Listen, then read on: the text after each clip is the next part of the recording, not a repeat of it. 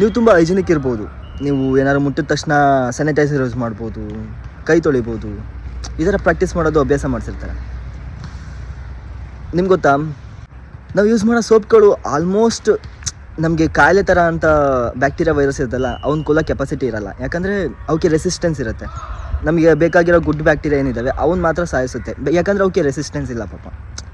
ನೀವು ಪದೇ ಪದೇ ಕೈ ತೊಳೆಯೋದ್ರಿಂದ ನಿಮಗೆ ವಿಟಮಿನ್ B12 ಡೆಫಿಷಿಯನ್ಸಿ ಬರುತ್ತೆ. ಯಾಕಂದರೆ ವಿಟಮಿನ್ B12 ಇದೆಯಲ್ಲ, ಅದನ್ನು ನೀವು ಪ್ರೊಡಕ್ಷನ್ ಮಾಡೋಕ್ಕಾಗಲ್ಲ. ಯಾವುದೋ ಕೆಮಿಕಲ್ ಫ್ಯಾಕ್ಟ್ರಿನೂ ಪ್ರೊಡಕ್ಷನ್ ಮಾಡೋಕ್ಕಾಗಲ್ಲ. ಅದನ್ನು ನಮ್ಮ ಬಾಡಿಲಿ ಪ್ರೊಡಕ್ಷನ್ ಮಾಡುತ್ತೆ ಗುಡ್ ಬ್ಯಾಕ್ಟೀರಿಯಾಗಳು. ನೀವು ಪದೇ ಪದೇ ಕೈ ತೊಳೆಯೋದ್ರಿಂದ, ತುಂಬ ಹೈಜಿನ್ ಮೇಂಟೈನ್ ಮಾಡೋದ್ರಿಂದ ಅಂಥ ಬ್ಯಾಕ್ಟೀರಿಯಾ ನಿಮ್ಮ ಹೊಟ್ಟೆ ಒಳಗಡೆ ಸೇರಲಿಲ್ಲ ಅಂತಂದರೆ ಆಬ್ವಿಯಸ್ಲಿ ನಿಮಗೆ ವಿಟಮಿನ್ B12 ಡೆಫಿಷಿಯನ್ಸಿ ಬಂದೇ ಬರುತ್ತೆ. ಸೊ ನಾನು ಏನು ಹೇಳಕ್ಕೆ ಬಂದೆ ಅಂದರೆ, ಹೈಜಿನ್ ಇಸ್ ಒಳ್ಳೆಯದು, but over hygiene is not. So ಎಷ್ಟು ಬೇಕೋ ಅಷ್ಟು ಮಾತ್ರ ಹೈಜಿನಿಕ್ ಆಗಿರಿ. ಈಗ ಹೆಚ್ಚು ವಿಡಿಯೋಗೋಸ್ಕರ ನನ್ನ ಫಾಲೋ ಮಾಡ್ಕೊಳ್ಳಿ. ಯಾಕಂದರೆ ನಿಮ್ಮ ಆರೋಗ್ಯ ನನ್ನ ಆದ್ಯತೆ. ಧನ್ಯವಾದ.